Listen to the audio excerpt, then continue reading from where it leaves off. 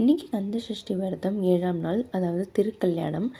இன்றைக்கி செவ்வாய்க்கிழமையாக இருக்கிறதுனால முருகருக்கு வெற்றிலை தீபம் வைக்கிறதுக்காக வெற்றிலையில் காம்பெல்லாம் கட் பண்ணி சந்தன குங்குமம்லாம் வச்சிட்ருக்கேன்.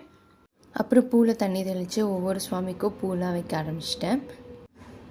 பூ வச்சுட்டு அப்புறம் சைடில் நெய்வேத்தியத்துக்கு பிரசாதம் பால், அப்புறம் பாயாசம் அங்கே ஒரு பக்கம் ரெடி ஆகிட்டு இருந்தது. அப்புறம் இங்கே விளக்கேற்றுறதுக்காக எல்லாமே ரெடி பண்ணி வச்சுருந்தது.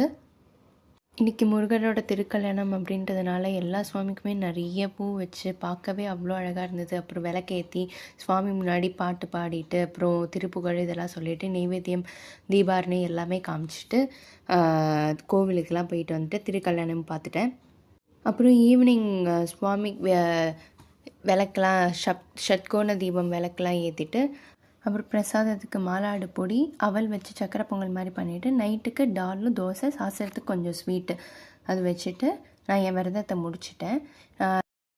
நான் 7 நாள் கழித்து தான் சாப்பாடே நான் சாப்பிட போகிறேன். ஸோ அதனால் காரம் எதுவுமே இல்லாமல் தான் நான் டால் பண்ணி சாப்பிட்ருக்கேன். விரதம் இருக்கிறவங்க காரம் கம்மியாக சேர்த்து சாப்பிட ஆரம்பிங்க.